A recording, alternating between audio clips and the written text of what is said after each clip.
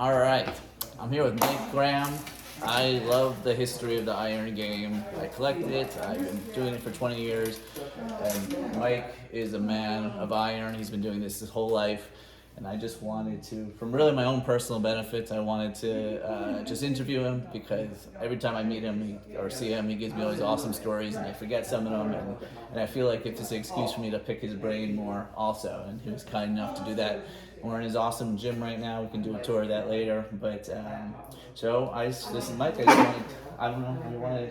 We've talked many times, but whatever. I thought we could start at the beginning. Like I know when you were younger and you wrote to Jowett. Why don't you start with that kind of story? How old were you? I want to do just a little bit of a background on how I got into the gym business. Okay. Like I say, Leo Murdoch started the gym. It was a health club. I mean, it was Leo Tanny. I mean, Vic Tanny type chrome and carpets and all that kind of stuff. Near downtown, near the all the state government offices and stuff, and that's primarily who his clients were businessmen and lawyers and doctors and people like that. It wasn't a muscle gym at all. Yes, that's what I heard. Yeah. Yeah, it was a fancy gym. It had saunas and steam room and massage therapists and masseur and all that stuff. It was guys went to get over their hangover so they could go to work the next day. That kind of stuff. Come on down. Where do you want to go? Meow.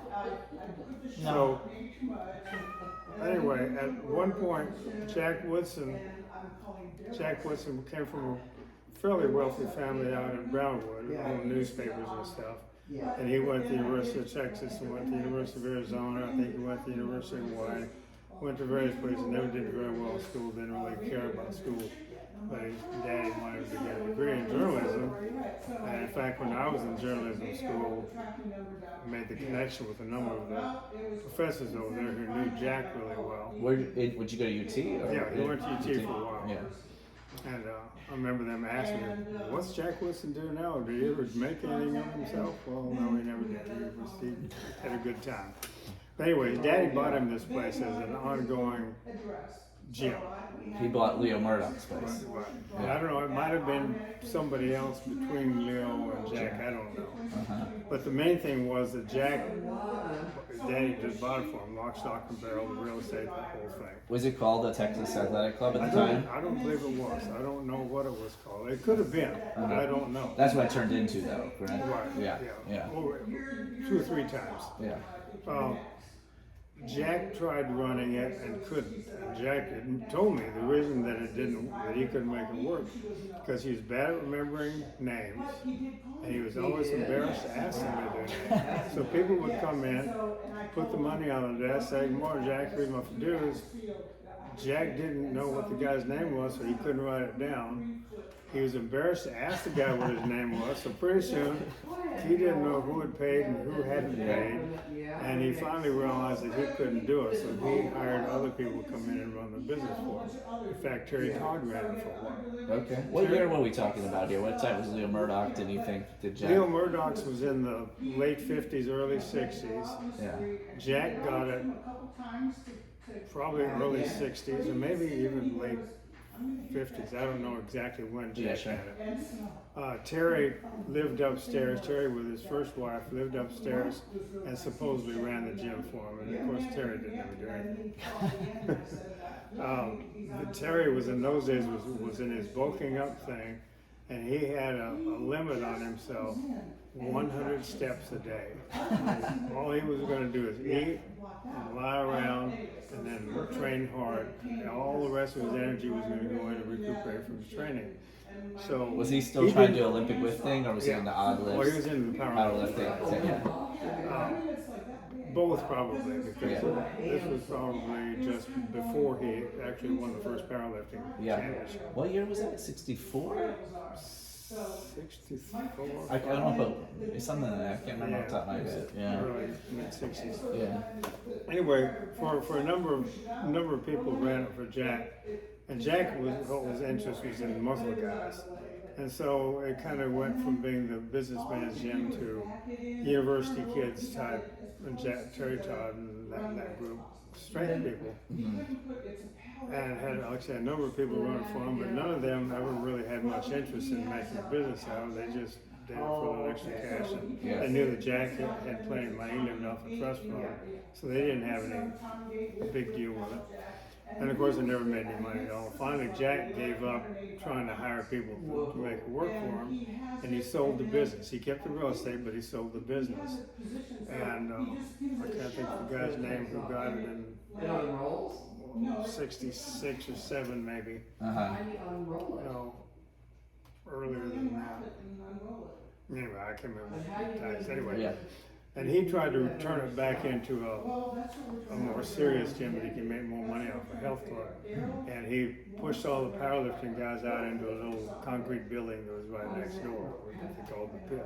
And in fact, after I got the gym, was just rebuilding it. So you were a member there at the time? I in and out, not very much. I went to school as working my way through school. I'd work all summer long, make enough money to have in the bank to start the semester, but I always had to work in order to make it through the semester. Yeah. And so I had roommates that trained there regularly. I trained there off and on, and knew some of the guys like Terry, away from the gym. I mean, going out to eat, going out to drink, and all that kind of stuff. It was actually going to the gym, paying gym dues, and being there regularly. I couldn't afford it. Yeah. I was trying to make it through school. In those days, you could still do it. I mean, I never took out a student loan. So what were you, like but I didn't 19, 20 years old, something like that? Yeah, I was 20 when I first went to university in 1962, which was 70 years ago. 60 years ago. Anyway, several different people had the gym, but the business kind of passed on back and forth. And none of them did very good with it. And then came back to the university in 66 and 67, I had roommates who were training down there regularly. Okay. And what were you training for at that time? Like, were you doing Olympic lifting at that time? What were you doing? My whole thing, whenever I got a chance to do strength lifting, was just playing basic bodybuilding type stuff, because I never did it for that. Fighting was my main sport. Okay. Boxing on a regular basis, and playing old fist fights on another basis. We had regular organized bare knuckle fist fights. I mean, it was back behind the barn type thing. Oh yeah? But they were, money down betting, that kind of stuff. When did you start? How old were you when you started doing that? I started boxing with the boxing club when I was probably 17, 16. And then that was always the background for whatever other strength training I did. So you wrote to, so when you were younger, the first thing you did is you wrote to Jowett. You saw his article. In 1955, I got a Jowett pamphlet from one of his advertisements about training. It's still a good book. I've still got it too. Somehow I've been able to keep it through all these years. That's great. So you were like 13 or something like that? I was 13. Yeah. And that was the basis for my training all along. I, of course, read Strength and Health and the Weider magazines, and the Weider magazines never appealed to me. I started out with Jowett and Strength and Health, and serious lifting. Yeah. The whole Weider. Yeah. Pump up, everything. Pump up and all that stuff. It was kind of fun and all that stuff. Yeah. But I can even remember writing a letter. Besides the letter I wrote to Jowett, I writing a letter to Weider one time, telling him why I was a strength and health guy. Oh yeah. Because these guys not only could lift weights and have muscles, but they could do shit with it too. Yeah. It wasn't just hypertrophy. So why did you write to him though? Just like you felt like telling him? Just what you do when we didn't have Facebook. Instead of saying your opinion on the internet, you just gotta write to Joe Weider. Yeah. So with Jowett, you said what was the book you had at first? Because he did have he had a few boxing booklets also, or one I think, but it's probably rare. Jowett had a boxing booklet. Like how to knock him cold, I think it's called. Jowett was like, I don't know, he just like anything to do with using your muscles. Yeah. And that was me. I mean, when I was a kid, muscles just intrigued me. I mean, I could look at a muscle chart like that and just there was something about muscles, and then using your muscles. It was just connected with me. Yeah. I mean, there were four things important in my life when I was young: muscles, motorcycles, fist fights, and pussy. It doesn't matter what order. What order? It depends on what day you woke up. It's inside the bed you woke up. I mean, so I mean, muscles and motorcycles go together. Yeah. Muscles and fist fights go together. But anyway, training stuff was always just basic George Jowett type, get strong type of training. And he was also, did you, as a young person, because a lot of his stuff at the beginning was like, get your internal organs strong, Yeah, it was breathing, about the whole system stuff. being strong, and that's what I'm sure when I wrote to Weider about it, complaining, but not complaining, but just explaining to him, because for somehow I got on their mailing list. I guess I ordered some information, and they were always sending me stuff, about it. Because Weider also had mail order courses that you could sign up with back in those days. It's actually harder to find nowadays than the York courses. There probably weren't as many, at least the earlier ones. Yeah, you can see that. Yeah, and I didn't save any of that stuff. I should have, but that was well done. I mean, I remember it was a lot more colorful and a lot more dramatic than any York stuff. Yeah. York never had any. And York also had the same courses for like 50 years. Oh yeah, Change exactly. the Yeah. pictures. There was no imagination there. Yeah.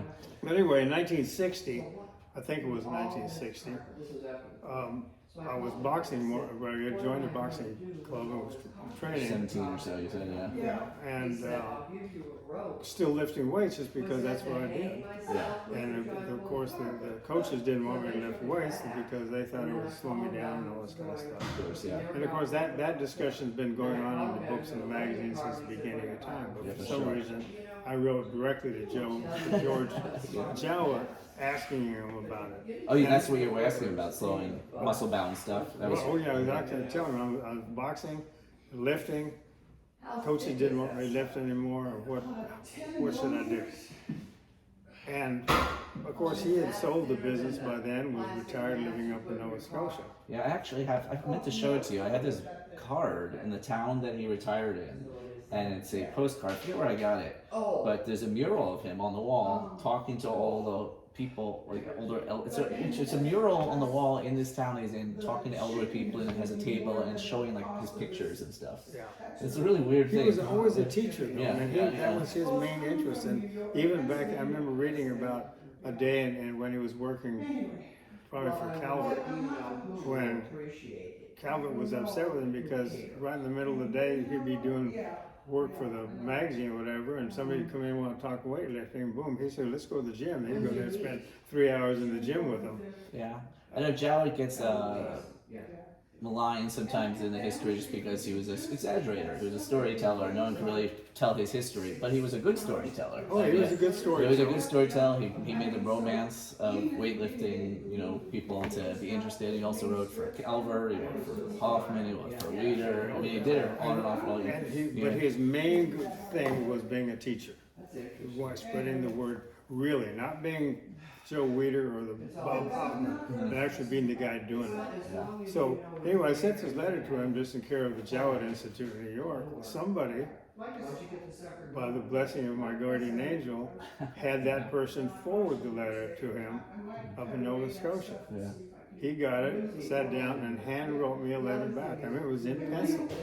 And he wrote me a full-page letter saying, keep up the strength work, and it was important to develop your strength and keep your skill going at the same time so that the two mesh and fit together so that you can use your strength. He said the reason people have, or why people talk about getting muscle bound, hurting athletes, because the athlete will quit this sport for X period of time and focus on getting more muscle.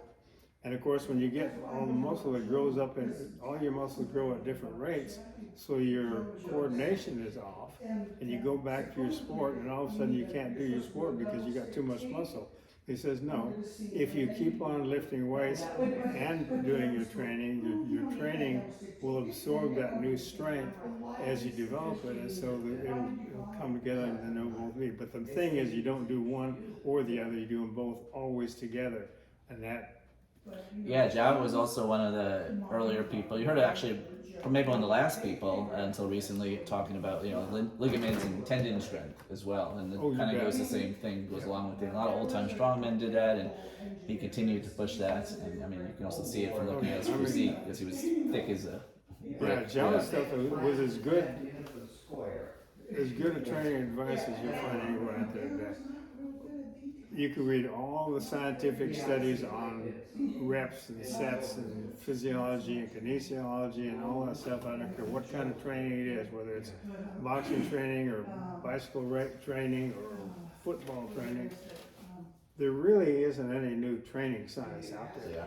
All the kinesiology scientists have come up with is scientific explanations for why this stuff that these old guys did worked. Yeah. In fact, somewhere I used to have a book, because I used to race bicycles too, but I had a book, a collection of exercise studies called What the Exercise Physiologist Tells the Bicycle Racer. And there's different studies done on what to do, how to train for bicycle racing. The bottom line was at the end of the book was, if you want to race far, train far. If you want to race fast, train fast. You know?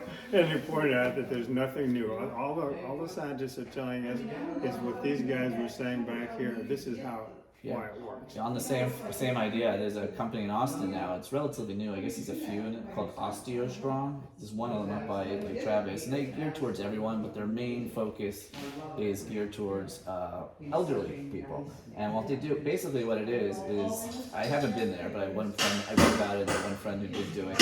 But it's isometric contractions against the machine. So they are, I guess it's like, I don't know, they have a leg press and an arm press and a chest press, but it's all isometric. And but they measure it. Okay, but can you measure? That's the biggest problem with isometric. Yeah. Is it wasn't measurable. You couldn't get the right feedback, and that feedback is really important. The mental aspect of training is as important as the physical aspect. And with just pure isometrics, you didn't get that feedback. Yeah, but I agree. Yeah, so they're measuring it supposedly, but their main thing is they're trying to make your bones more dense, and it really gets more dense because if people fall and they break hips and all these type of things. So yeah. But the shock of, like so for instance, walking, the shock of walking, every time your foot hits, that shock helps strengthen, keep the bones straight. When you get onto stuff like ellipticals and treadmills and stuff where it's really soft, you don't get that bone benefit because there isn't that jolt. Yeah. But anyway, so he sent me that letter. Do you have that letter? Do you still have that letter? No, that's what's interesting, that I still have the book that I got 10 years before that. But it's not in there. But I don't have the letter. The letter was in a box of stuff that I had at my mom's house. After I'd gone to the university, I had stuff just stored there. A hurricane, I don't remember if it was Beulah or Carla, one of them went through there and tore the roof off the garage and soaked a whole bunch of stuff. And some of my boxes of stuff were just destroyed. Some stuff came through. That old Weeder book came through. My boxing shoes. Nice. Those are boxing shoes I had made in Mexico back in the early 60s, maybe even the late 50s. Let me zoom in on those guys. You had them made in Mexico, you said? So they were custom made for you? Yeah, they were custom made in a shoe shop over in Matamoros. Nice. But somehow I still have those. I don't know how. Yeah, well, But I don't have the Jowett letter. I wish I did. Yeah. But anyway, the Jowett, that picture in my mind of Jowett of what he was doing. What you need? Petey. He's here. I know. Okay. He disappeared. Cheating on you? He likes Mike better than he likes me. But it was always what I had behind my head when I was thinking about it. When I was in school and even in graduate school, somewhere I had in my mind I was going to do two things. Either I was going to own a gym or I was going to own a bar. One or the other. I had liked working out forever for one thing, but I've also liked teaching forever. And I worked in a bar, Deep Eddy. You ever been at Deep Eddy cover? Okay, well I worked there. Oh, really? Yeah, in fact I ran it for a while off now when the woman was out of town that owned it. But I worked there 66, 67, 68. And it was fun. It was a good neighborhood bar that was pretty much the way I run my neighborhood gyms. You know, it was just I It mean, was good. is that where Deep Eddy Vodka started that, or The what? Deep Eddy Vodka? Like that's a Well, pretty Deep big Eddy's brand. an area, right? Yeah, I know, but that's pretty brand. Was that related to that or no? No, that No, was it's just a no. Yeah, I think it's just a name they Yeah, picked up. yeah. But So how did you end up getting the well, Texas? TAC. Well, yeah. I went to graduate school in '69. I started graduate school in '69. Went '69, '70, '71. Spring of '71, I woke up one morning and I had about 3 or 4 graduate school papers that were going to be due before the end of the semester, and I'm looking outside and going, I don't want to do this anymore. And I had a really good fellowship. I had some good friends over at the journalism department. The head of the journalism department, DeWitt Reddick, was a fan of mine, and I was a fan of his. And so when I first went back to graduate school, I went back to get my education courses to get my teacher's certificate. Okay. And then I picked up enough education English hours to get a second degree in English. I never did file the paperwork, but I had all the stuff ready for it. But then I got tired of school and quit. But anyway, Reddick called me one morning and said, Mike, I've got a proposition for you. Can you come talk to me? And I said, sure. So he had worked together with some other people to come up with this fellowship program to develop public relations people for the social sciences area. Okay. So it was a multi-level or multi-discipline graduate program for would involve advertising, public relations, social psychology, community psychology, and I don't know, there was something else in there. Okay. So I was taking that semester, I was taking graduate courses in community psychology and in sociology as well as in advertising. Well, So obviously you had to go into the gym business. well, the thing was that when you have to write a term paper in various graduate schools, each one has their own style and form and how to do that. And taking a graduate course in that without any undergraduate background in that school, A lot harder. it's a lot harder. And it was a lot harder writing papers in those days because you went to the library and did it. You had to do it on a typewriter with 3 carbon copies and all that stuff. So it was a tremendous deal to have 3 or 4 of those to write. Yeah, yeah. And that's why I said, I'm out of here. And I walked over to Dr. Belt's office, the graduate school office. I said, Dr. Belt, I'm through, I quit. He said, wow. He said, just take a week off and you'll get refreshed. And I said, no, I'm done. I'm through. I don't want to go to school anymore. And when I dropped out of that, it was a really well-paying fellowship. I mean, they paid me good and took care of me. But I just didn't want to do it anymore. Yeah. And it was really a mistake for me to enter it in the first place. They offered me so much money to do it that I couldn't turn it down. Yeah. And if I had stayed in graduate school in English education, in English particularly, I already was lined up to teach a couple of courses the next semester and all that. C'est la vie. But I didn't. But so it was good. I mean, it got me out of graduate school. And so I just quit after. Now what am I going to do? I didn't have any big plans. Yeah. Like I said, in the back of my head was someday I want to own a gym, some days I want to own a bar. Yeah. So what I did when I quit school, I got a job as a security guard in an office building downtown. And then I worked in with them to become the head of the security, which was only 4 or 5 people, but I got to make up the schedule. Okay. So I got it set up where I would go in Sunday morning and I would stay all day Sunday and all night Sunday. Leave it Monday morning, go home during the day, get whatever I needed done, come back Monday evening at 5 and work till Tuesday morning. And then I had my weekend. I was done until next Sunday morning. You got like a 4-day sort of something like that? Yeah, I So- worked Sunday and Monday and that was it. Oh, that was it. All 44 hours on Sunday and 12 hours on Monday. Nice. I had done. And so I would run and bike and play and do stuff and just kind of wander through. It was just a good hippie life. Yeah, yeah. It was fun too because I still had good friends who were professors over at the university who I would just drop in on a class occasionally and sit there and visit, and I'd get involved in the discussions, and kids would look at me like, who's this guy? I've never seen him in here before, you know. Professor acts like he's one of us. Yeah. That was fun. Anyway, walking past the Texas Athletic Club one day, going downtown or something, just walking past it, I saw that the lights were on. I mean, the lights were off, the doors were open, the windows were open. I went in and looked around, and obviously it had been abandoned. Huh. Do you know what street that was on? Where was Texas? 13th Street, 13th 13th and Rio Grande, right across from the old Austin High School. Okay. Still Austin High School in those days.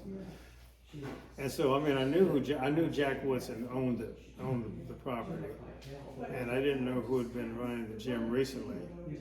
But I realized that here's something that needs to be looked into, taken care of, and maybe brought back up.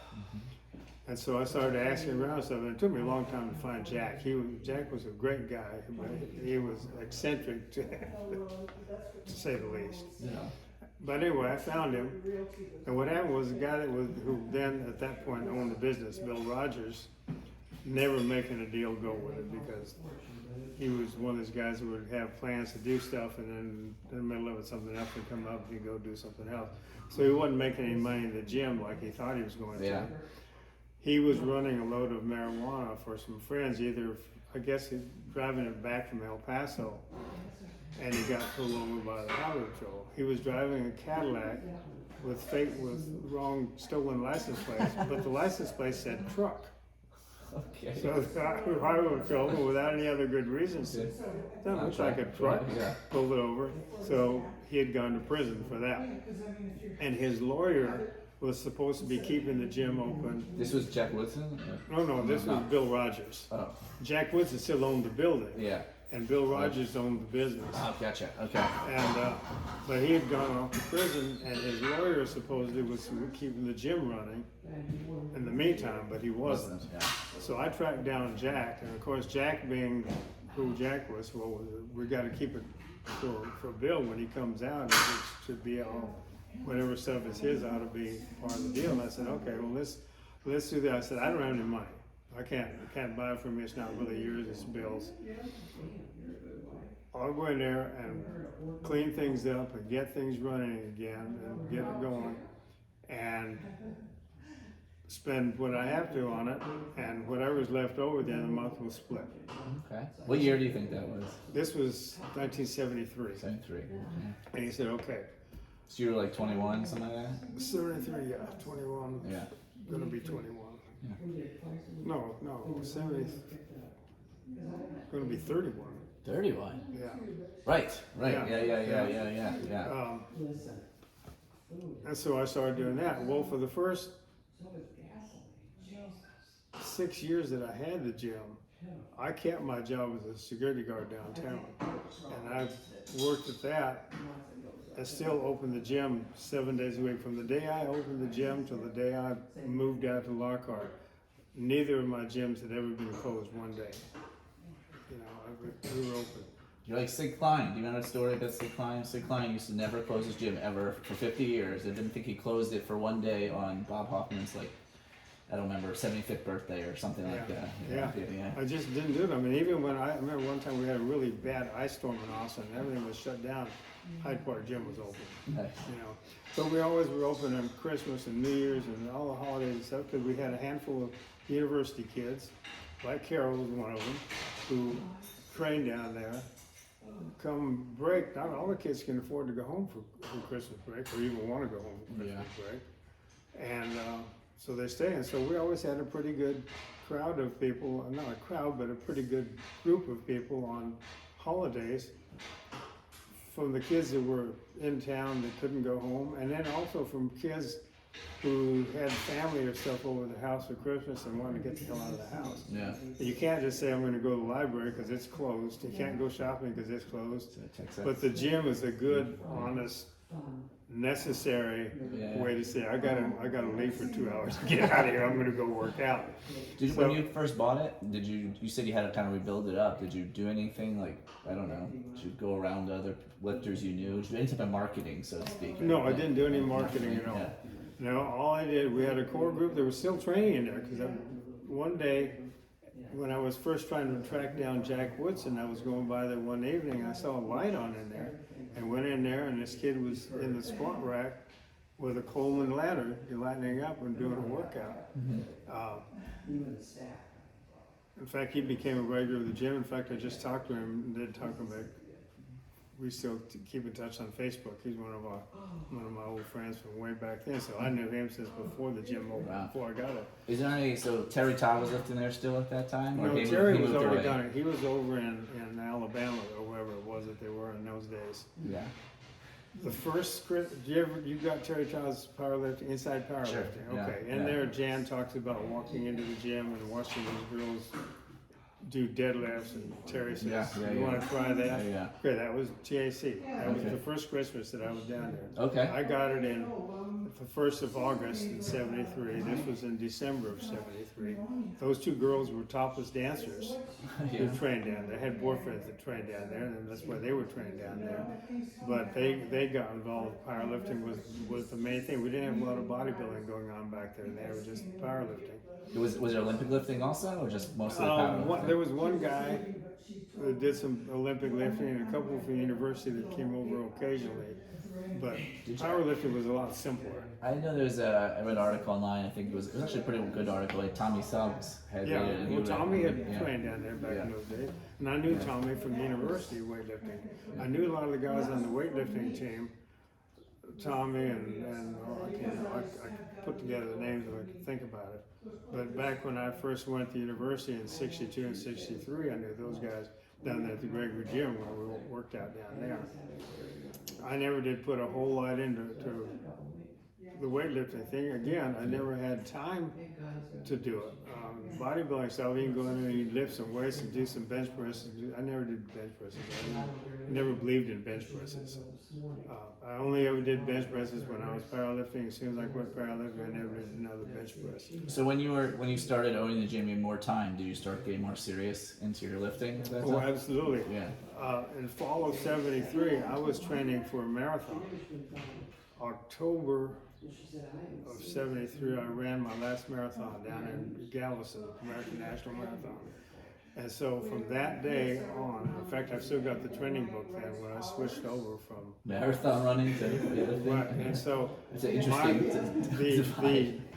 the gains I made in the powerlifting lifts for the first 5 or 6 months were pretty amazing, because I was taking all that, I was running 50, 60 miles a week, not a lot, but enough for my age. And then I quit doing those 50, 60 miles a week and just focused on the powerlifting. So I was able to take that recuperative power and turn it into the powerlifting. So Yeah, you I probably know- overtrained in a different way though. Your Right. body just couldn't. And so I was yeah. just relaxing from the running, and now I was doing this, and the body was in the process. We already knew how to change. Yeah. So I've still got the training books from then, and it's pretty kind of fun to look Cool. back on. Yeah. And so I did a powerlifting contest, I think, in one over in Port Arthur. No, not Port Arthur, one near there though. Did you host any meets at the TC? Yeah, I did. I put on a powerlifting meet in 70, must have been 74. Bill Johnson was back then. Bill and several of them were training over at the Y, but they really wanted to come and train at TAC once I got it going, so they started training over there. Well, Bill was training to set a world record in the squat, and he did. And when I put on my first meet, I made sure that it was set up so that if Bill set a record, it would be acceptable. I mean, I had all the weights weighed, measured. In fact, there's a scale right there that I bought specifically for that meet, so that I could have it certified. Nice. So that's from the early And so '70s. I got the scale certified by the state. Probably still has the marker on there. Got all the weights measured. Had a whole list of the weights, and had it certified. And Was there just one federation back then? oh yeah, it was just one. Yeah. Just United States Powerlifters. Yeah, and that was still AAU, everything Well, probably at that point. Yeah, it was still part of the AU, I believe. They hadn't all separated. Yeah. But it was all, I got all the pieces put together so that when he got the meet done, I was able to turn in all the stuff, and he got his official. Do you remember what he squatted? 705. And what did he weigh? He was weighing 181. Wow. Yeah, he was strong. I mean, in those days we couldn't use knee wraps, we couldn't use super suits. It was just squat your weight. Yeah. Bill. You had to walk it out probably. Also. Oh yeah, absolutely. Yeah. Ron Collins, I think, held the record. Bill got the record from him. I think Ron got it back, and then Bill got it back. They went back and forth for over a year. Were they local, Texas? No, Ron Collins was from England. Okay. Bill was from Austin. Interesting thing was Bill squatted with a wide, almost sumo stance squat. Yeah. Ron Collins squatted with an inside, less than shoulder width, super narrow set, but they were the two best in the world. Yeah, that's So when people say, "Well, this is the way you should," no, that's the way this person should do it. That's the way that person should do it. Yeah. You've got to find your own position, what fits your bones and muscles and all that stuff. And that has to change as you go along, because as you get stronger, the muscles that are involved in, say, the bench press grow at a different rate. So you may be 60%, 30% when you start out, but if your pecs grow stronger than your shoulders, you may be at 65%, 25%. Yeah. So that changes how your grip ought to be. Yeah. And so you have to constantly, as you're training in powerlifting, move it around a little bit, find your best groove. Anyway, that's another whole story. So, what were you lifting at that time? What body weight were you in? And Well, I ran my last marathon. There's a picture of me right there the day that I ran the last marathon. I weighed 158, which is about what I'm weighing right now. Maybe even a little bit more than I'm weighing now. And so my first powerlifting meet, I probably competed at 176. Okay. And then I went to 181. And the one powerlifting meet that I won, I think I did. You have a medal or something? I still have the first trophy, or the only trophy. I threw away most of my trophies when I moved over here. But this was. Oh yeah. This is the one I There won. it is. Let's see. 1976, First place, 181. 181, yeah. Nice. Yeah, that was it.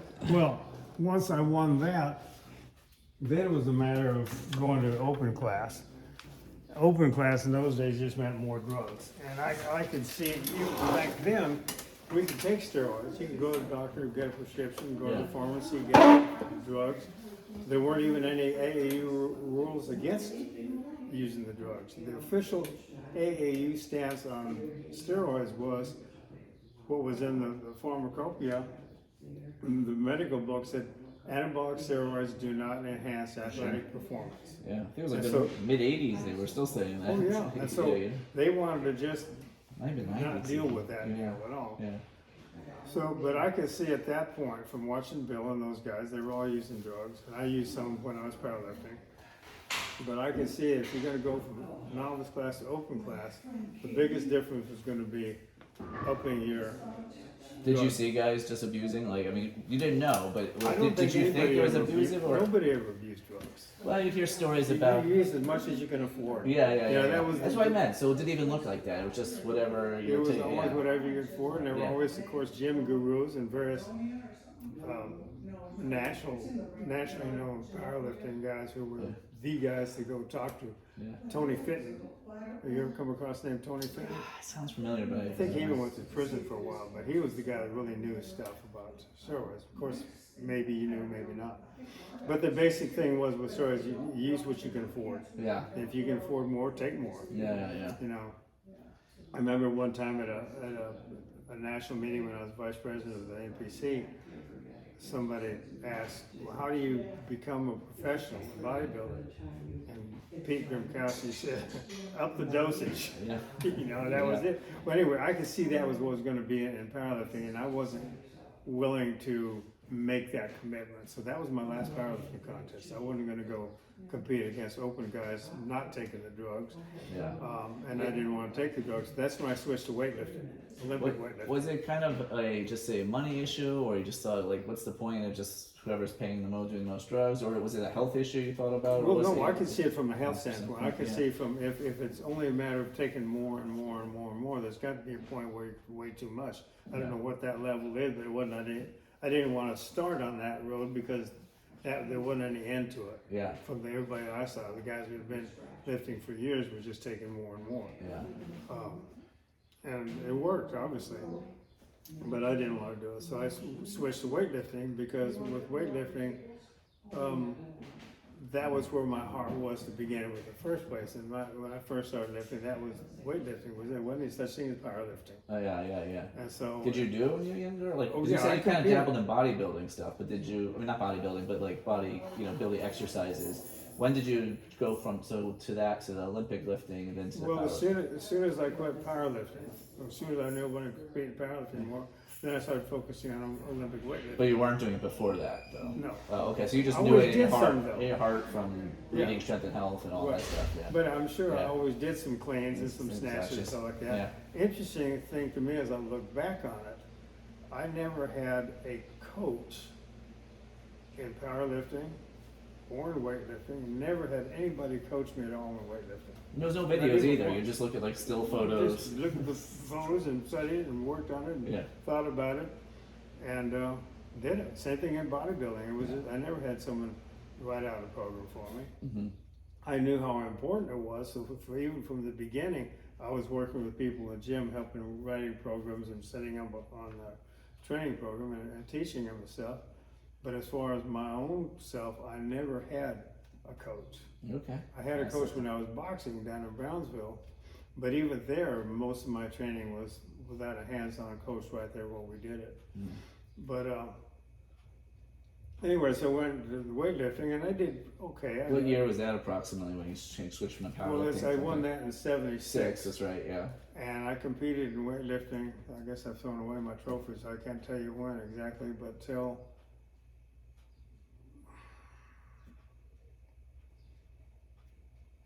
probably Doesn't matter that much. Just 79 or 80. But somewhere, yeah. I wasn't great at it. My best snatch was 100 kilos, Mm-hmm. and that was, to me, that 100 kilo snatch was the best weightlifting feat I ever did. That's a good number. I don't Yeah. care. I mean, I was never really very strong. My best bench press was 310. Never got 6 plates. Mm-hmm. Missed every time I tried 315 or 6 plates. I missed it. My best squat was 4.5. My best deadlift was just a little over 5. Mm-hmm. So it wasn't Good bad. lifts. It's good lifts. But it was, Yeah. it was for what I was doing, it was Yeah. good. And, Yeah. but 100 kilo snatch to me was, there's just something about a snatch where you just take it from the ground. However, the combination of speed, the strength and skill and mental focus, that is a complete lift. A powerlifting lift is not a. I totally agree. They're impressive. I mean, it's great. You got to be really strong to do a deadlift. And again, in powerlifting, I thought all the powerlifting should just be the deadlift. The hell with the bench press, the hell with the squat. Put the bar on the floor so you can pick it up. Yeah. Weightlifting should be who can put your weight over your head. You only need two sports. Pick up the weight, put the weight over your head. No, I agree with you with snatch though. Like when you hit a snatch, like and you hit it perfectly, which you have to when you're doing a max weight, it just feels so right. It feels so right. Clicks. Yeah, I had a conversation. It's odd to have a conversation with him, but I had a conversation with Bill Pearl once. He was in town, and you wouldn't think of Bill Pearl as ever doing Olympic lifts, Yeah, he really. did. But I'm sure he did at some point because we had actually the exact same conversation about the snatch and just how it just feels. Yeah, it's Yeah. a good. And Yeah. on the other hand, from a sports training standpoint, doing the Olympic lifts for sports is just absolutely stupid. The only thing a snatch is good for is doing another snatch. Yeah. It has nothing to do with any other event. And the only thing a clean and jerk has to do with any other sport is nothing. In fact, if you think about the jerk, you drive it up, and then just as you're going to finish it, you back up from under it. Mhm. Every other sport, it's really important. You shoot a basketball, Follow through. you follow through. That's a good You point, throw a yeah. punch, you punch to the back of the guy's head. Mhm. Everything is about follow through. But in a jerk, you back away from it. Yeah, yeah, So, doing a push press makes sense. yeah. Drive it up Sure. and finish it. Yeah. Drive it up, finish it. But anyway, but there are so many good athletes in other sports that have screwed themselves up with clean and jerks. That's and what I was taught for snatches. Yeah. The 70 idea- years, 50, Yeah. you know, I mean, that's how, And it's just the idea that Olympic lifters really are fast and strong. So what? I think it was Carol was talking about one of the javelin throwers recently. Someone famous that she'd seen that commented on the idea that Olympic lifting is going to make you a better thrower. No. yeah. You want to be a better thrower, you got to get out there and throw. Yeah. All the strength training, and my philosophy of strength training for an athlete is do a really good balanced training program to get your whole system strong so that you can handle the stress of training for your sport, whether it's the shot put or the javelin throw or whatever else, which means you got to do a whole lot of training for your back if you're going to be a shot putter. Yeah. Because the biggest amount of stress on your system as a shot putter is all the rotator cuff muscles and all the muscles in the back Sure. that have to slow you down when you make the put. And the idea that there's sport-specific training is bullshit. Yeah. Sport-specific training is doing the sport, not Yeah. the shot. Yeah, just being stronger in the gym without hurting yourself. Yeah. But yeah. Yeah. So you went to Olympic weightlifting in the late 70s, early 80s, and And then in about 1980 or so, I chipped a cartilage in one knee, I guess it was my right knee, and they had to have surgery on it. Just a little bucket handle tear, and they just went in and clipped it out. But the doctor told me, he says, you know, your knees are in great shape. If you don't do the heavy lifting with your knees, you'll probably be a lot happier in your old age.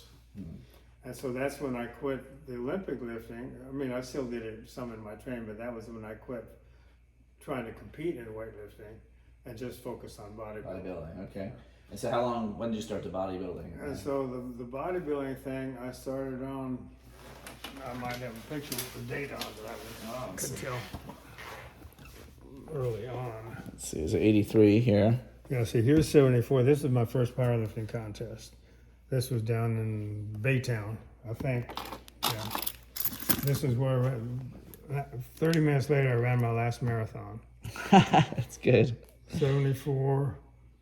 Okay, 76 is I was already Texas Athletic. doing some bodybuilding. Obviously, I was powerlifting still. Yeah. But you can tell from my physique that I wasn't focused on You got a Frank power. Zane post right here. Mm-hmm. Yeah.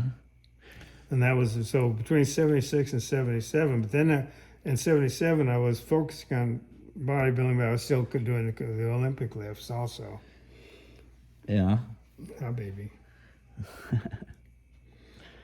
So from 77 to 83, 83 I was at my best in bodybuilding. Here's 83 over here too.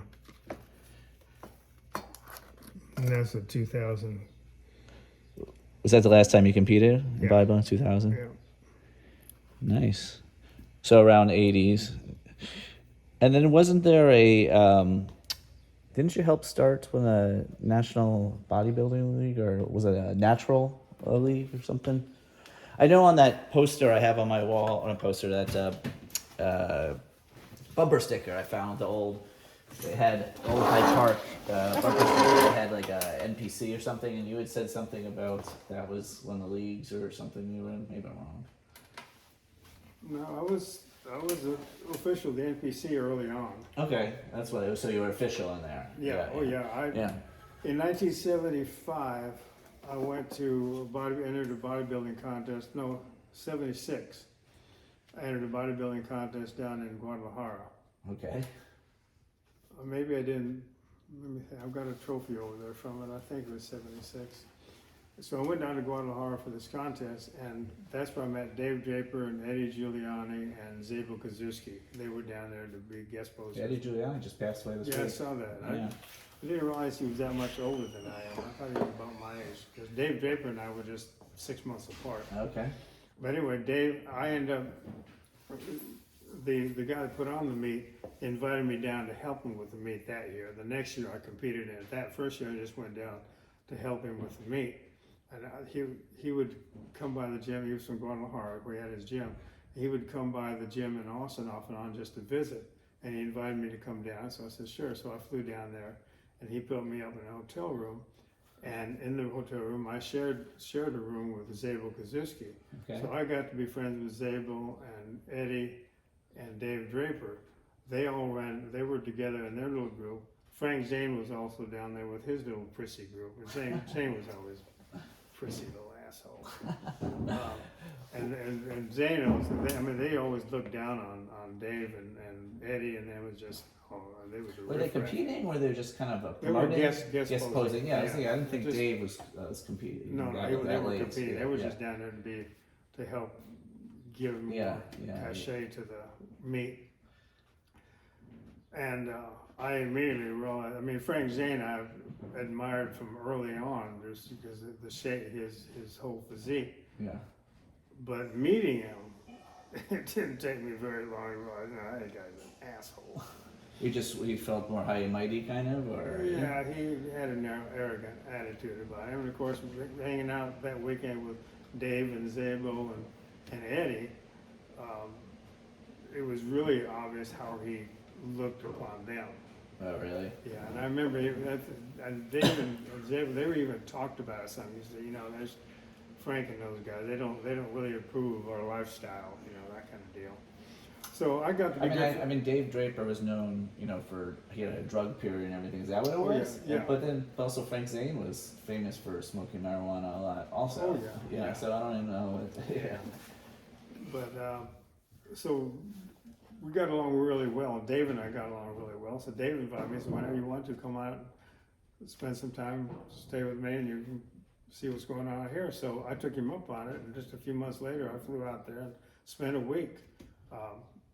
Penny, he was still married to Penny, and his daughter, I can't think of her name right now, was still there, Jamie. Where'd you stay? This is in Marina Del Rey. Okay. And so Jamie went to spend the week at her friend's house, and I slept in Jamie's bed for the week. Okay. And so we just hang out, ran around, worked out at Gold's Gym. It was the old Gold's Gym down on Pacific, the original Gold's Gym. The one that was filmed in Pumping Iron? Yeah. Yeah. Yeah, Okay. the little one. Yeah.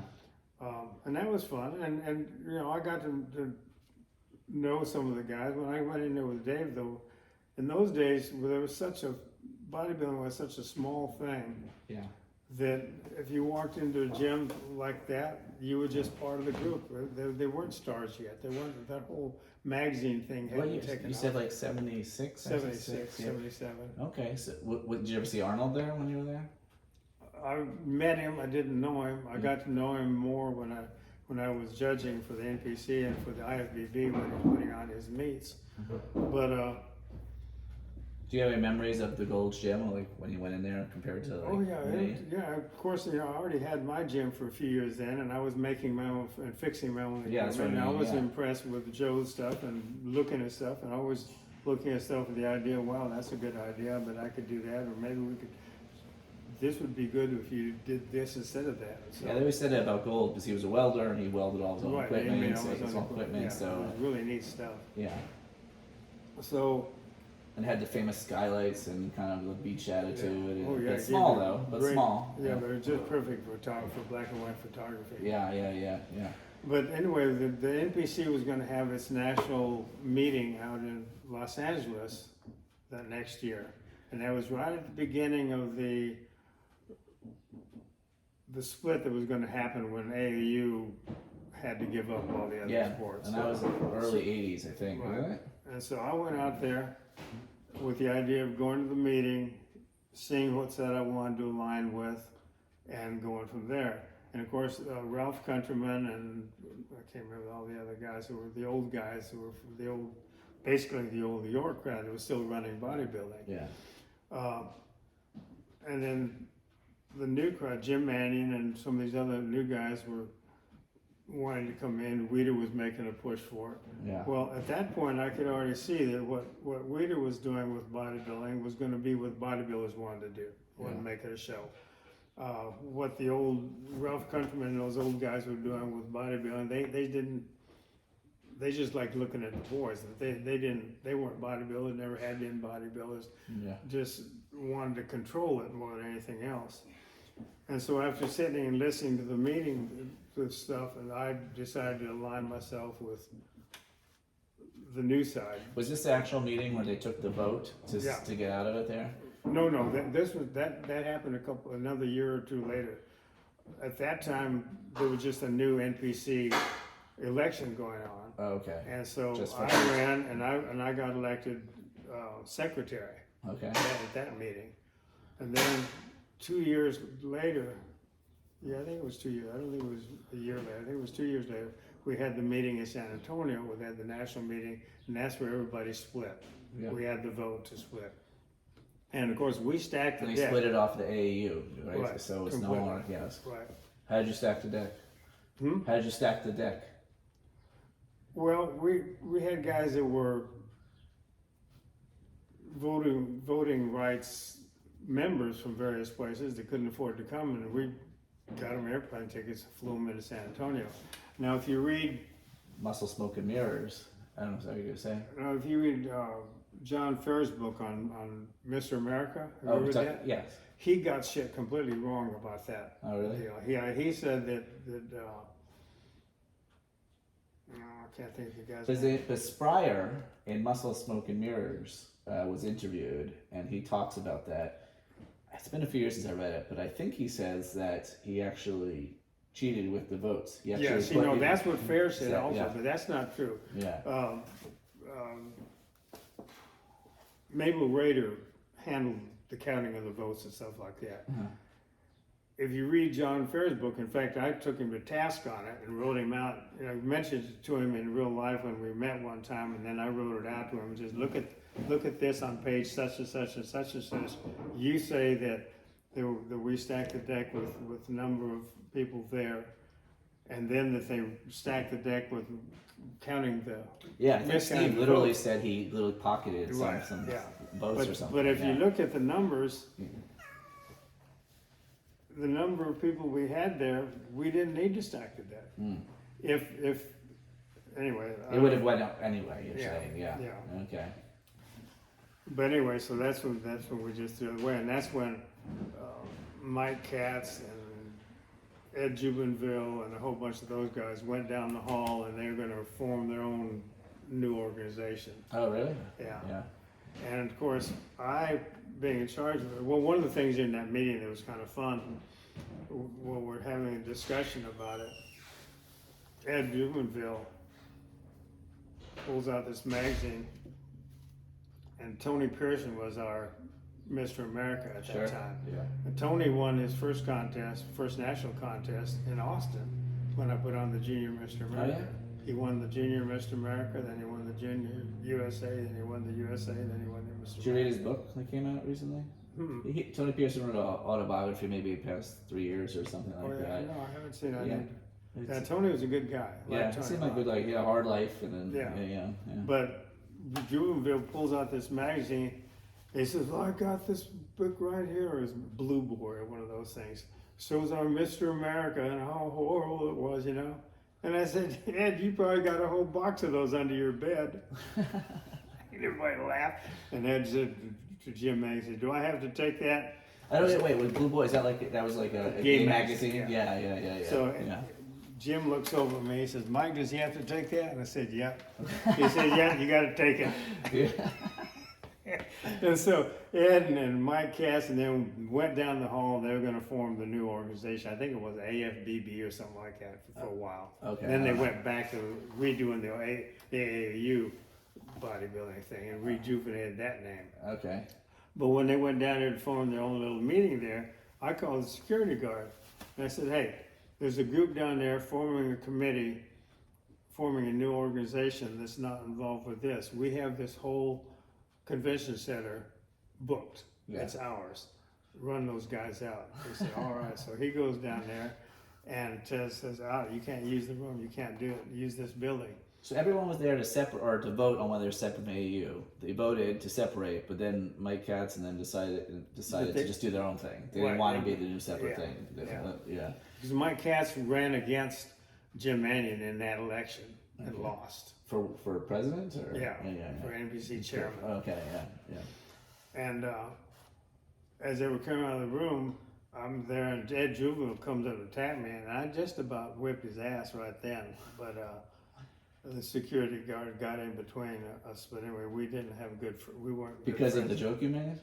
Because of the joke you made? Or because you were trying to kick them out? I think both, Yeah. because we're throwing him out of the room on top of the joke that I made about him. Yeah, so Ed Jubin, what did you think? So Ed obviously was a promoter, but then he was Yeah. also a muscle control guy, Yeah. and then he also sold equipment for a long time. Really crappy Was it? equipment. Oh, Yeah. trash.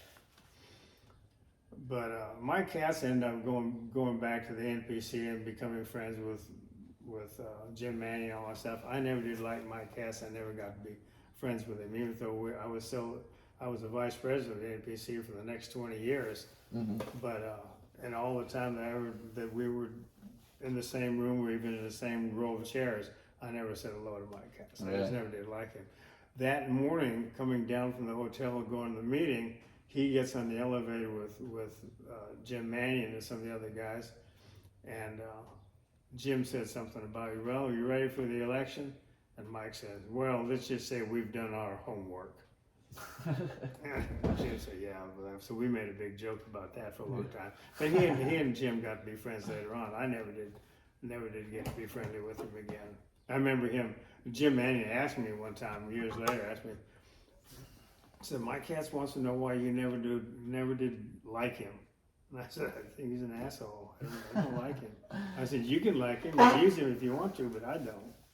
I know. Anyway. The Mike, I mean, everyone knows the pumping iron Mike Katz. He's a gentle giant teacher and all this stuff. I don't know him personally, but that's the way he runs you, huh? He was a little arrogant. Gotcha. So I stayed with it for until 95. Well, I moved out here in 95, and I was still the vice president of the. Out to Lockhart. Yeah. Yeah. But the NPC was already becoming more and more corrupt. Jim was running things more, and there was a lot of shady stuff going on, financially as otherwise, and. I just said, no, I don't want anything to do with this. And it got to be worse and worse and worse. I mean, I don't understand how they've stayed out of jail and it's been so corrupt. But I just bailed out. I said, King, I don't want to do that anymore. I don't want to be involved with you guys. You had a secretary was your first position there. What other positions? Yeah, the secretary, the first position. Then the next time around, I ran for vice president and I kept that position for 20 years. Wow, okay. Yeah. So how many shows would you guys put on around the country? Like, how many would you put on, or was it just like giving sanctions to In other those people? days, we were giving sanctions. Yeah. Then Jim got tied in with a couple of the promoters, and they started putting on the shows. They would go into Dallas or wherever and put on the show. Instead of letting the local guy put it on with our help, they would put it on to make the money out of it. Gotcha. And there was all kinds of shady crap going on over who got to put on what shows. Yeah. Gotcha. Yeah. And of course, I mean, if you look at what NPC shows are like now today, they've got about 16 different divisions of everything, and the idea that they finally realized that they're never going to be a popular spectator sport. Yeah. The people that go to bodybuilding shows are brothers, sisters, daddies, mamas, boyfriends, and girlfriends. Yeah. And so if you can get more people entered, you're going to get a bigger crowd. There you go. And so the whole thing these days is to have, every even for the USA, they have like 300 or 400 competitors. Yeah. It's just crazy. And you just have to pay your fee and When I started, I think my first NPC card cost $5. I think they're $150 now. Right. Wow. Yeah. So let's go back to your gym. So you were at the Texas Athletic Club, and you started Olympic lifting, and you had all through the 80s, right? Right. Yeah. So how did that kind of turn, and what did it end, and when did you go to Hyde Park? Okay, what happened was in 1986, in about 1985, another guy patterning his situation with what I had done with GAC. He rented an old building, went in there and gutted it, renovated it, and started making his own gym equipment, the idea of opening his own gym. And he was a welder and could do this stuff. not very well. And he's was again one of those guys who gets really fired up over a project and gets started, and then about halfway through the project kind of wanted down. Yeah. So almost all of his machines started out good, but ended up wonky. Anyway, he kept it going. It was over in Hyde Park, and I helped him. I'd go there. I had pretty good drawings and stuff because I was making a lot of equipment in those days. In fact, I was at one stage back then. I was making more money from the gym business, from the building equipment, than I was from the gym. Who'd you sell it to? Gyms all around the state. I shipped a whole truckload of equipment I built to a Gold's Gym in San Jose. But anyway, so I helped him with the drawings and stuff, and helped him with making his equipment some. Not looking at that we were going to be competitors, but we were both in the same business, and let's have fun. Yeah. Who was this? Mike Inman. Okay. Once he got the thing going, though, his idea was, what he thought was, you get the gym going, you get it building squared away and operating, you get your equipment all in there, then you sit there, the desk people come in to work out and they pay you, and you have a good time, you're the gym owner, and you make money. Yeah. Well, what he found out was that people coming to the gym, not only, this was way before personal trainers, they want to know how to do this or how to do that, and he didn't know very much about training. He just liked doing it. Didn't have any interest in, like I always had, about finding out more and more. Yeah. And so people would ask him, what I should do for the try. I said, well, I like doing this. Well, what about if my elbow hurts? He didn't know what to do. And so he started getting so embarrassed about not knowing anything about the business. Instead of learning more, he just quit going to the gym and hired college kids and high school kids to come in and run the gym for him. Okay. Of course, they didn't give a shit about it. Yeah. I went in there one morning, and I remember it was at 10 o'clock in the morning, music going loud, big black guy they had working for him was stretched out on the desk, sound asleep. Nobody else in the gym. I went in and put a new cable on his lat machine for him and left. The guy never moved the whole time I was there. So, I mean, he obviously wasn't going to make it. And then he started doing dumb things. Eddie Wilson, the guy that owns Threadgills, wherever, was a good friend of mine. He lived in the neighborhood, and he was kind of the guardian angel of the gym, trying to help Mike as much as he could to keep the thing going. He liked having the neighborhood gym. Well, he came to me and said, Mike's not going to be able to make it with the gym. I want to keep the gym going. He said, I can't do it, but I would like to keep the gym. Would you buy it from him? And I said, well, I'll look into it. We'll talk about it. Mike would do stuff like put together a bunch of checks for a deposit, put that down, and get busy doing something else. And then before it's time for another deposit, more checks would come in, so he'd tear that one up and write up a new deposit and make that. Well, the first deposit he wrote down in the bank book. Second deposit he wrote down in the bank book, and pretty soon he was getting overdrawn by thousands. Yeah. And Eddie's wife was a CPA. She was trying to help him operate the thing, but it was just obvious he was in over his head and he couldn't make it work. And so Eddie came to me and said, would you buy it from him? And I said, well, yeah, I'll look into it. So I went and talked to him about it. Of course, and he was willing to sell it, and he realized he was in over his head and wanted to just get what he could out of it. But then as soon as we started talking about it, then he started wanting to get all involved with it again. He could see me coming in and making it work, and he wanted to be partners. And I said, no, I'm not going to do partners with anybody. I'll just rule, if you want to sell it to me, I will, and that's that. So we did. I bought it. At that time, I had $15,000 that I was going to use to buy a brand new Volkswagen Vanagon. And that was the money. Instead of buying the van, I paid Mike for the gym. Okay. Did you ever actually own TAC, or did you just because you said you were kind of going, you were just splitting the money when you first started there? Okay, but the business was mine. Otherwise, yeah, okay. Yeah, I just went ahead and filed the paperwork, got everything done. So the TAC, Texas Athletic Club, was mine. In fact, when it was operating, when Bill had it, and for the number of people before that, somebody had changed the name to Central Texas Athletic Club. Okay. In fact, I have an old TAC sign out there that had been painted over and said Central Texas Athletic Club. I cleaned that off and changed it back to Texas Athletic Club. And since there wasn't any Texas Athletic Club going on then I just got that name and became that business. I still was paying Jack his rent, but the business was mine. And so when I So what happened when you switched? Did you sell TAC, or what happened to TAC? well, Jack had borrowed heavily against the business for his projects. He had this dream of being a bullfighter, bare knuckle bullfighter, and he actually did somewhere. He fought a fighting bull with his wearing a football helmet and football pants or something. It was just it was ludicrous. Yeah. But he kept putting on these promotions. He had older brothers that were successful. Jack was never successful in anything he did, but he had this dream. One big promotion was going to really pay it all off. He was like any other gambler, just one promotion after another, guy deeper and deeper. I tried to buy the building from him. He wouldn't sell it, but finally he ended up losing it to the bank. But I could see that coming because I helped him. He came up with the idea of the Strongest Man in Football show.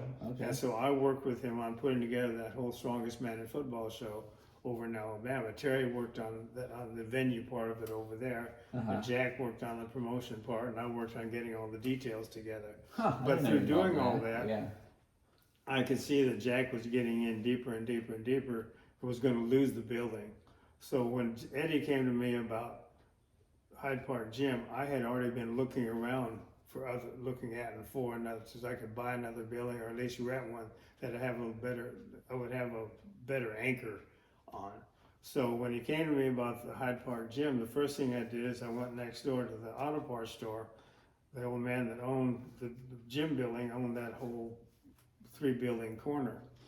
And I said, this is my situation. I'm over at TAC. I've been there this was 86. I've been there for 13 years. I said, I know the guy's got the building's going to lose it, and I'm looking for another place to move to when that happens.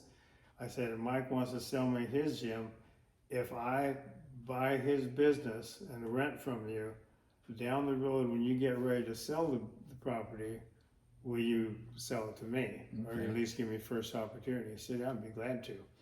And so we never wrote it out. We just had a handshake agreement that when he got ready to retire, that he'd sell me the property. To the Texas TAC? No, at Hyde Park Gym. Hyde Park. Okay. No, because I knew Jack was going to lose TAC. Yeah. The bank owned, he had borrowed against it way beyond probably what it was even worth at that point. Okay. I knew he was never going to get it back. So the important thing about moving to Hyde Park was the fact that I could tie in with a long-term deal on it. Yeah. So I did that. I went ahead and bought it. And then what I did for the first year, I spent that whole year taking out one piece after another that Mike had built and rebuilding them all. Okay. Because none of them worked properly. But it was operating as a business, so I couldn't just take it all out and close it and start over. Yeah. So it gave me the opportunity to replace everything while it was building itself. And what was the clientele of Hyde Park Gym at that time? Mostly university kids, and never had the powerlifting thing that TAC did. Yeah.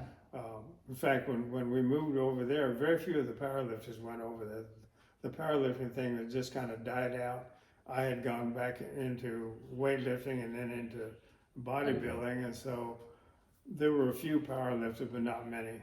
And the powerlifters, pretty much in a gym, overpower it. They make too much noise, take up too much space, and don't feel like they really ought to pay. And that kind of attitude. It was a problem sometimes. And since I wasn't doing it anymore, I wasn't part of that crowd, so I wasn't able to keep them under control like they needed to be. But did you have a bodybuilding crowd, or was it really just more? We had some bodybuilding going on there, and of course, since I was in bodybuilding and putting on bodybuilding shows, then that inspired others to go ahead and compete too. So we had a pretty good group of bodybuilders over there then, and a lot of enthusiasm with helping with the meets and all that stuff. So it was fun. And then, so for 3 years, I had both. From 83, when I got Hyde Park Gym, to 86, when I closed TAC, I was operating both of them. Yeah, busy. But like I said, I knew TAC was going to close. We just kind of let it die down. Powerlifting was petering out, and then when it closed, we just moved all the stuff. Now, by that time, I'd already had all the new stuff over at Hyde Park, so we just took the TAC stuff and put it into storage, and I ended up getting a lot of it back like that powerlifting, the power rack over there in the corner. Yeah. That's one of the ones that we had at TAC. Oh yeah. Oh, And that was the first powerlifting rack I made. Okay, you made that. All right, awesome. I'll check that So out. there's a number of pieces in here, the stuff that I made at TAC when I had the welding shop there. Nice.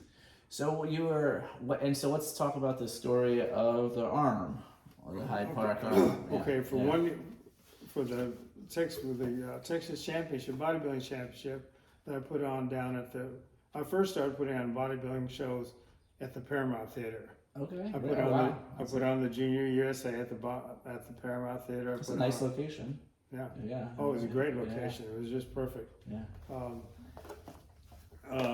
Put on the Junior USA, put on the Texas Championship, and then I came up with the idea of the Texas Cup. The Texas Championship, we were going to move around from one place to another. Okay. And so I felt like I put on the Texas Championship one year, but I thought, you know what, I need to come up with something that I can put on every year, that I can develop into something that's as big as the Texas. That was kind of your thing too. That would be my show. Yeah. So that's when I came up with the Texas Cup, and I ended up putting on the Texas Cup Bodybuilding Championship, Texas Cup Powerlifting Championship, and the Texas Cup Weightlifting Championships each year. How long did you do those for?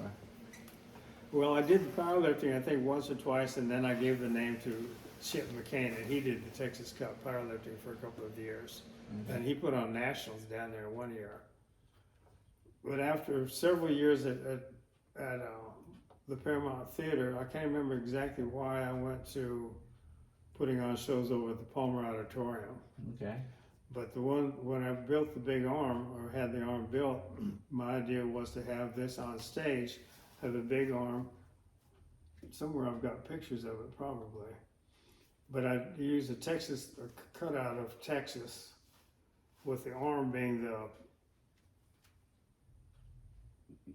let's see, how was it set up? Anyway, the arm was part of the outline of the state of Texas, and I had the bodybuilders come out through the state of Texas thing. Okay. So it was a big thing for the stage. So instead of like a circle here, it would have been the state of Texas, kind of, and then the arm sticking out of it.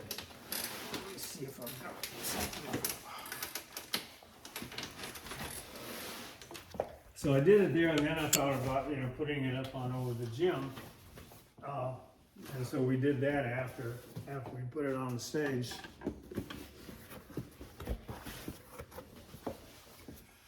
The good old days.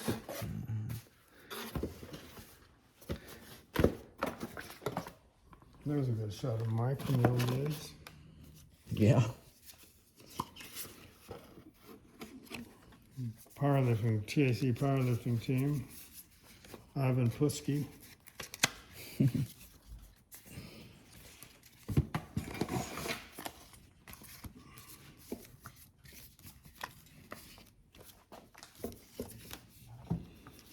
This is the powerlifting meet over in.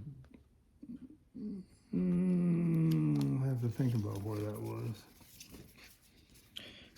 Here it is in the gym. That's what people always talk about, the old weightlifting, bodybuilding shows, and everything just being in school gyms. This was at the first meet I put on. Oh, yeah? In 76, where Bill set the record. Oh, wow. 485.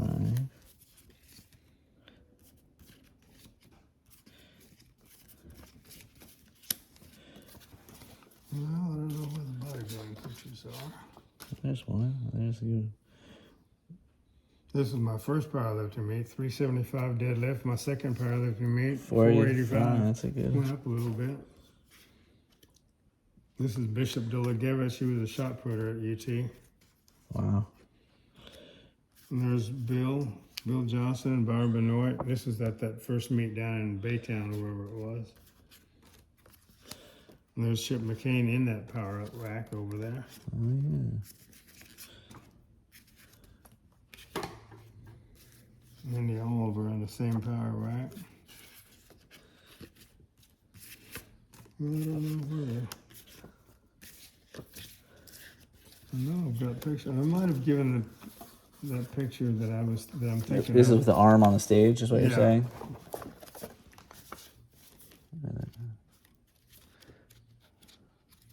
Yeah, I don't have any bodybuilding pictures in here. Very few. I don't know It seems to be a little older, most of it. And when you Tell me. put on the Texas Bench Press Championship at the gym at TAC, It's a that good was shot. fun. We had a big beer keg out back, and everybody had a good time. This is where? This is which gym? TAC. It's TSC, yeah. Yeah, I don't know where the picture is. Somewhere. I'll have to dig out more All out of the right, box I'll of turn pictures. up. But anyway, it was stage decoration for the Texas Championship, and then we hung it out in front of the gym. And when I first hung it out, What's it made of? styrofoam. There was a guy that made little styrofoam pieces of fruit and vegetables and stuff that they put on the fork. Are you familiar with the Hyde Park Barn Grill? Over on Duval? I don't know what's so. Anyway, they got a big steel fork sitting up there, and he would make pieces that they stuck on the fork, and it would vary, change it from time to time. A big strawberry or a banana or something like that. So I went to him and I said, you know, you're making these styrofoam pieces, how about making a big styrofoam piece of an arm? Was it based on your arm? Uh-huh. Yeah. Yeah, I gave him pictures. In fact, there's an article about it. So I think I may still have that article here. About About the story of the arm. Oh, yeah? I had it here for a while. I may have it in. Yeah, here it is. Ah. Where was that posted? Wow, printed. This is out of a book on public art in Austin. Oh, okay.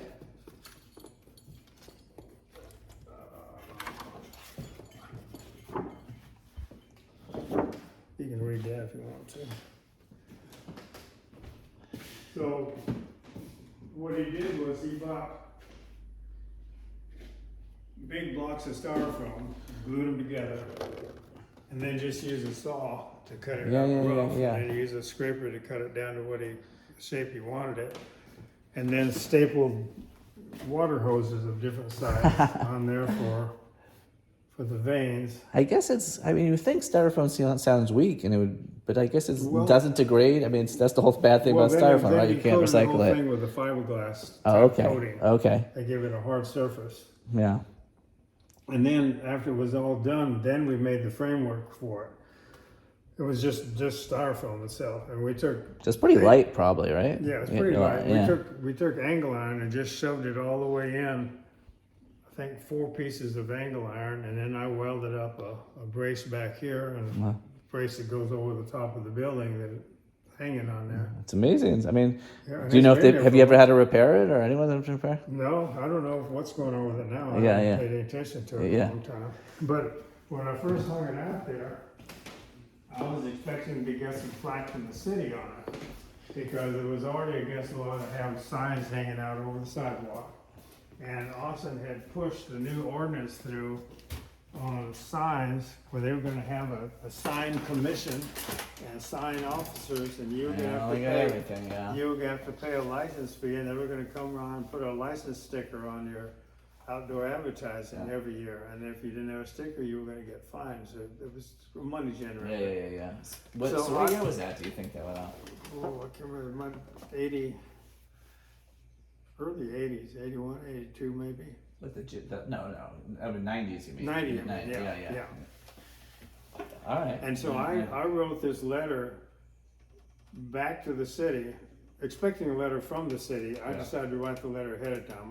I'm better if I write stuff out and think about it and redo it and Uh-huh. stuff. So rather than just doing off the top of my head, I had the letter all done and ready to go. Okay.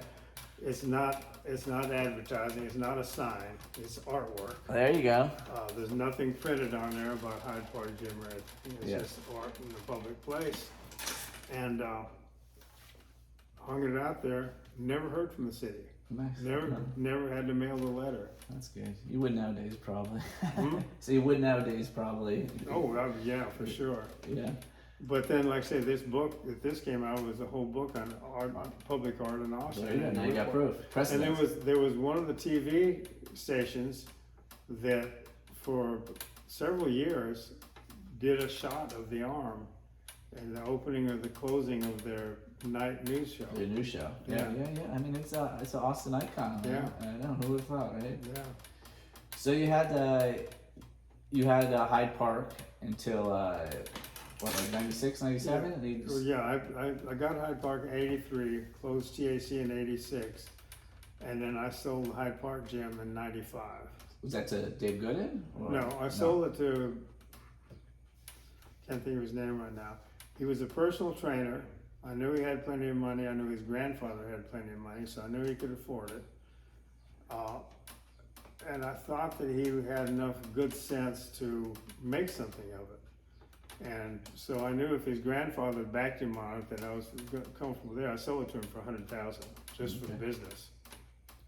I was able to sell the business for a good price because I was able to include in that sale a rental agreement with a first option to buy the property, because I knew from my own experience that knowing what you're going to do, if you're going to be able to keep renting the place, that's an important part. So being able to say, okay, you got it, we're going to guarantee you the rent contract, and I won't sell it out from under you, gives them a guarantee and makes it worth a lot more money. A friend of mine owned a gym downtown called not a gym, a bar downtown called Juan Goldstein's back in the 80s. And it was really popular, well run, making lots of money bar.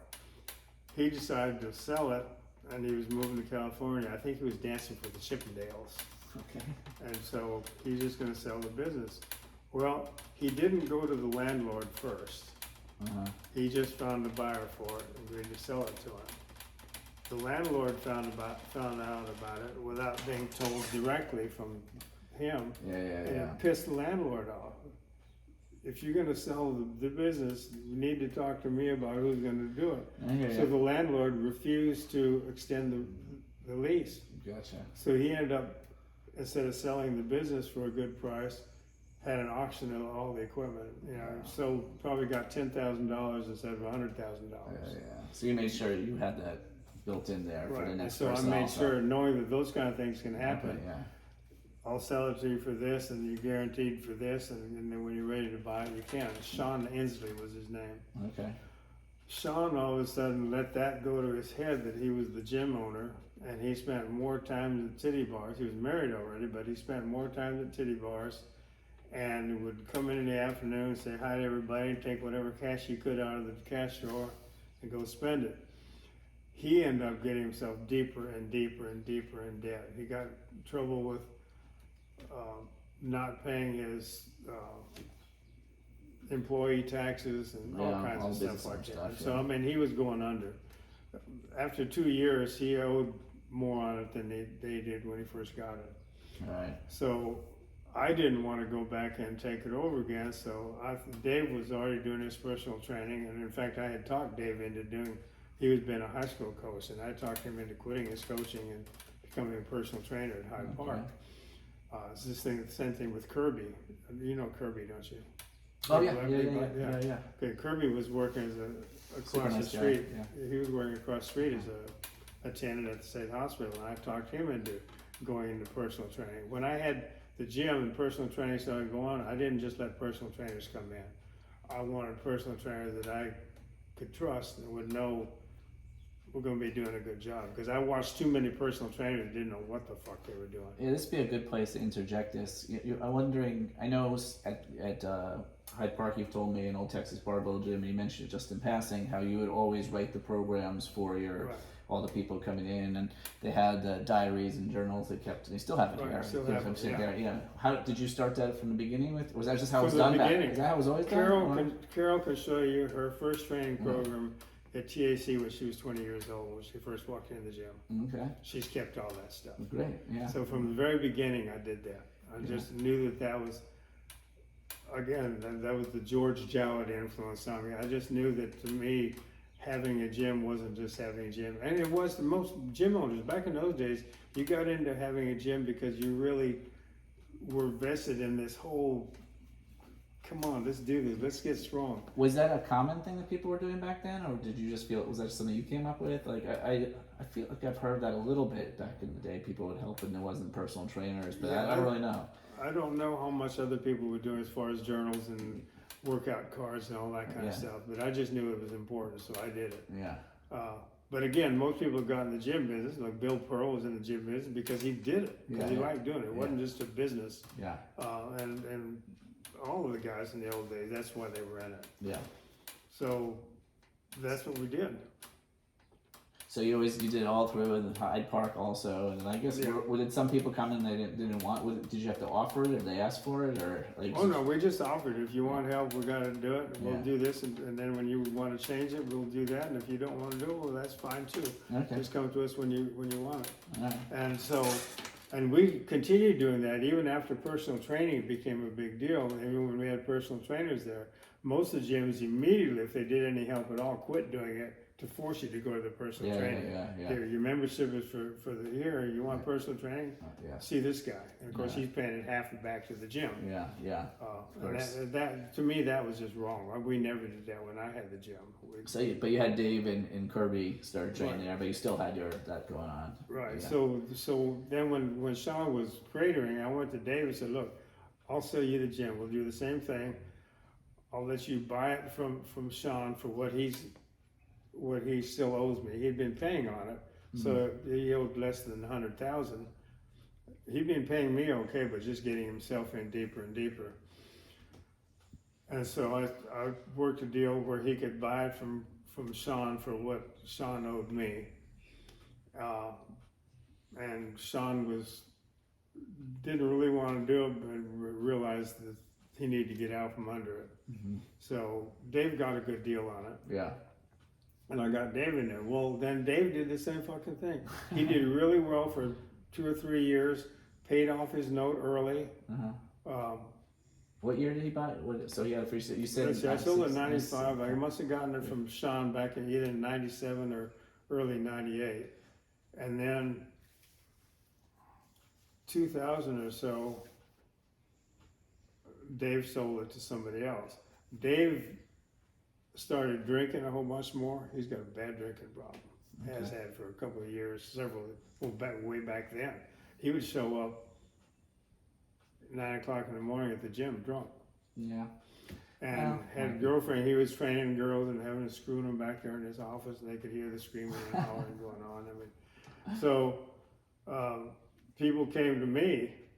People who were trained there would call me and come by and say, "Mike, you got to do something about it. We got to redo the gym. We got to sell it to somebody else. Dave is running into the ground. People are leaving because it's being run so poorly." And so we started all over again. So Andy Oliver and I got together, and I said, "Okay, we'll work together and take the gym back from Dave, and then we'll let you run it. We'll just start all over again." Well, Dave didn't want to do that. He didn't want to admit. If he sold it, then it was admitting that he couldn't make it work. Yeah. If he sold it back to me, or let me take it back. I said, "I'll take it back just for what's left." No, he had already paid me off. Because I know he paid off his note early. Anyway, we tried to work a deal with him where I could take it back and then work it with Andy so we could keep it going again. That to me, to David, that would be admitting defeat. Yeah. So, but if he found somebody else to sell it to, then he was just selling it. Well, Brooke was training there at the time. Brooke Jones, his whole experience was in weight loss clinics, which are all hocus pocus, marketing thing. He felt, if I can market a weight loss place, I can market a gym. It would be just that. So Dave sold it to him. I didn't have any high hopes at that point that he was going to do very well with it because he wasn't a lifter. He didn't, nothing. But bless his heart, he had put his heart into it and he stayed with it, and there he is 8 or 10 years later still. It's more than that because I came here in 2010. Yeah, almost 20 years. Yeah, I've been out here 27 years. Yeah, I don't know. I mean, I don't know how much before. I've been here about 12 years, and that's when I first moved here. Is when I worked out there for a couple of years, and Brooke had it then. Yeah. So he's been here almost 20 years. So I've been real pleased with what Brooke was able to do with it. I mean, his heart was in the right place, and he's done a good job with it. Yeah, he puts on meats. It's still fun when I walk in there. I mean, it's still the stuff I made 30 years ago. Yeah. And still people training in there who were training. A couple of Sundays ago, Kirby and a few of them came out from the gym. A girl that started training there when I first got it in 1983. Nice. Still training there. Yeah, yeah. It's a, And it's a one great Sunday gym. I went in there a few years ago. I went in one Sunday and all the dumbbells are back in the racks, the bars are unloaded, everything's nice. And Kathleen was there that day, and I said I commented on how pleased I was that it's possible to keep a gym running like that, because I've been in gyms all over the country. And you walk in there and there's dumbbells in the wrong places and waist bars loaded and shit, and people say, well, they'll have signs rack your waist and all that stuff, but they don't enforce them. Yeah. They're afraid they're going to hurt somebody's feelings, and my feelings have always been, if I hurt somebody's feelings and run somebody off for not putting their shit away, it's going to make 50 other people happy that they're gone. Yeah. And so it was pleasing to me that it's still run that way. And Kathleen said, yeah, there are enough of us old timers around that we've been able to keep it going that way and let people know when they come in, this is the way you do it here. That's nice. And it's still down, yeah. Yeah, and they got powerlifting, bodybuilding, Olympic weightlifting. Yeah. You even had some strongman equipment and stuff in the back there. Yeah, so he's done a good job with keeping it going and keeping it a good neighborhood gym. Of course, right now it's a problem. The rents are getting to be so damn expensive. Property tax is so damn expensive. Yeah. I don't know how you stay in business in Austin anymore. It's driving a lot of people out. Oh, it is. And they're moving to Austin, and they're moving out to Lockhart. Sure. They're buying shit out here, and they're going to move us out. My little property out there where we do our track and field meets, I bought it 21 years ago for $20,000. Property tax appraisal on it last year was $89,000. Mm-hmm. This year it's $298,000. Oh my gosh. Yeah, I know, it's crazy the past year and a half, 2 years of COVID and inflation and all that. When I lived at Hyde Park, I bought a house half a block from the gym for $49,500 in 1989. It's on the tax rolls now, $1,352,000. So I've been in Austin about 12 years or so, but we didn't buy a home for years because we were just building up, but so it was about probably 7-8 years before we bought a home. And when we hadn't bought a home, prices doubled in those 7-8 years. But now since we've bought the home in the past 3 years, they've doubled again. In the past, our house is worth twice what it was just 3 years ago. California people coming in and having more money than brains, so they jack the prices up. Yeah. Then they're moving out here and they're doing the same thing here. My house next door that we had built for my mom, that was property tax appraised even 7 or 8 years ago for $110,000. Last year it was last year it went up to $235,000. This year it's gone up to $330,000. Wow. And that means the prices keeps going up. I mean, Taxes, I can't afford to pay. taxes. I can't afford to pay all that difference myself. But those kids that are paying rent on there now, I hate to go up on rent for them again. I know. And it's that whole property tax thing is killing people. Sure is.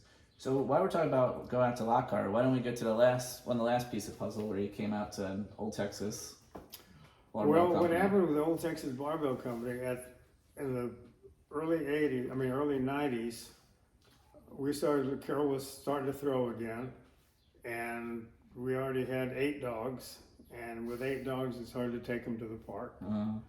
So we had an idea of looking around outside of Austin, buying a little piece of property that we could go to on a weekend, take a pile of dogs, Carol could take her throwing implements, we could practice her throwing and stuff and hang out and just have our own little park. And we looked around out towards Elgin, out towards the Marble Falls, and one weekend we came down here to Lockhart and looked around, found a nice little place just outside of town that we were interested in, and came down another weekend, looked around some more. In the middle of doing that, Rick Schmidt called me. He said, Mike, this is Rick Schmidt out in Lockhart. I own Kreitz Market. He says, you don't know me, but we've got mutual friends. And my wife and I just built a new house, and our doctors talked us into putting together a gym at the house. We're old enough that we need to start doing some strength training for our old age stuff. And our doctor knows you from the gym in Austin and recommended we get in touch with you. Would you be interested in coming out to help us? I said, sure. So that afternoon, Carol and I came out, went to the Christ Market, ate barbecue, and visited with Rick. Turned out that Rick went to college with some kids I knew in high school, and we had a number of mutual friends in Austin. We just didn't know each other. But we ran our business pretty much the same way. I mean, his was just basic barbecue. You got a knife, you don't need a fork, you got fingers. Yeah. You know, you don't need barbecue sauce because we have good meat. Yeah.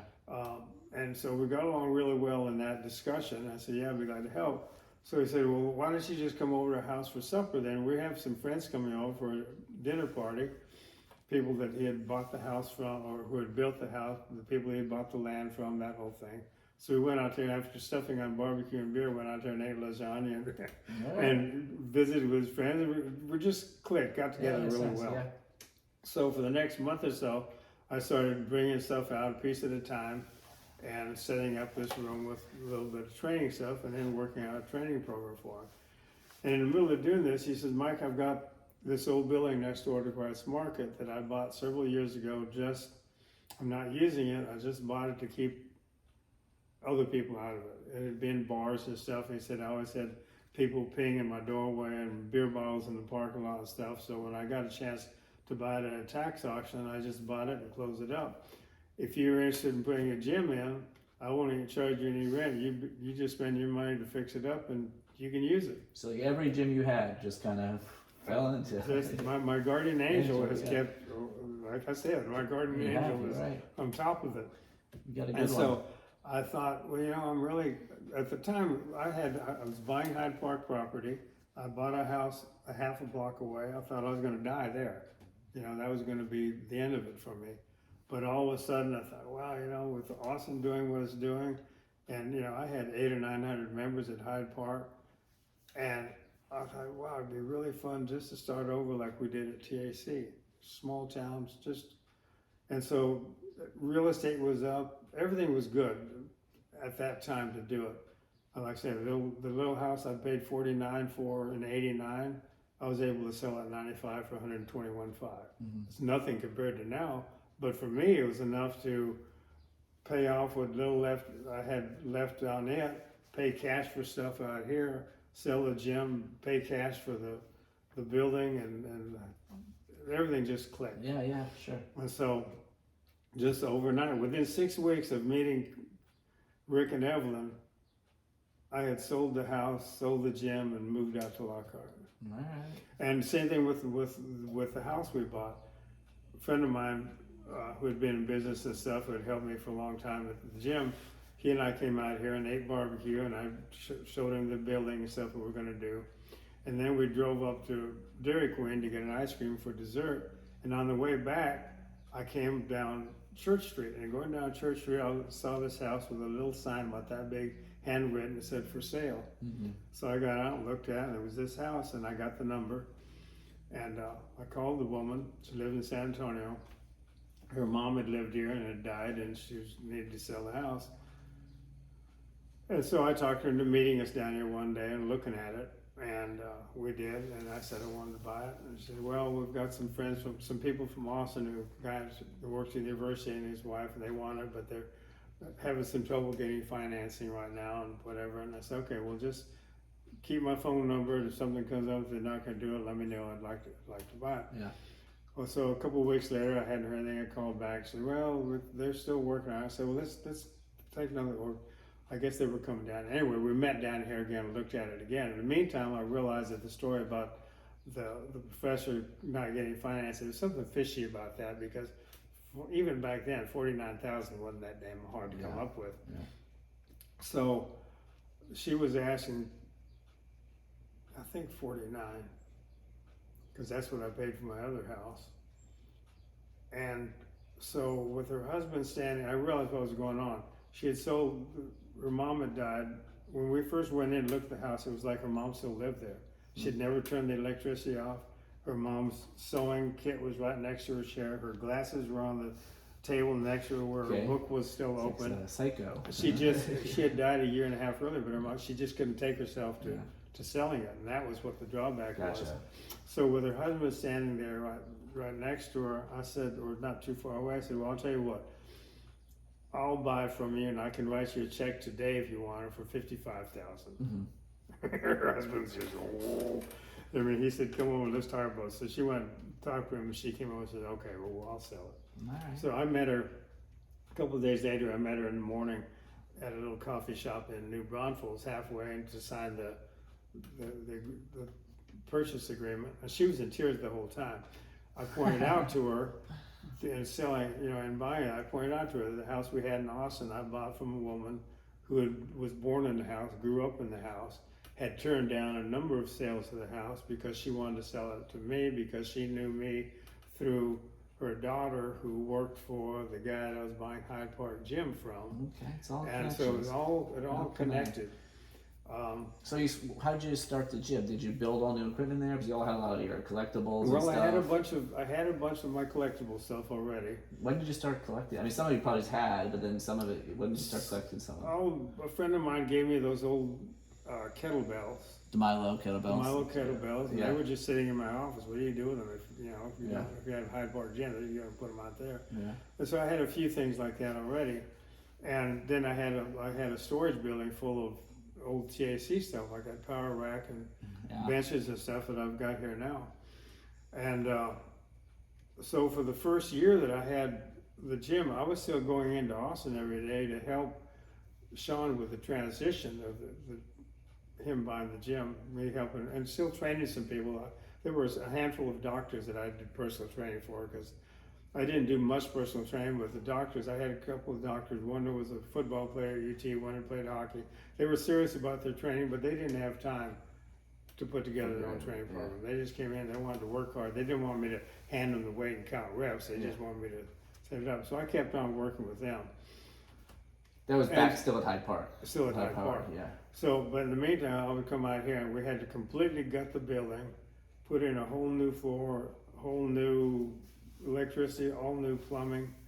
We just redid the whole thing. We spent about almost a year redoing the whole thing. I had another guy from Austin who had some friends who would come out off and on, who was working with me on it, and we got the whole thing done. But there wasn't any big rush on it because I was still doing the transition. Yeah. I'd made enough money off of selling the gym and it was comfortable for a while. And then we bought it we moved out here in June of 95 and we opened the gym in April 1st of 96. Okay. And then it just went from there. And just be local people coming in mostly. Yeah. Yeah.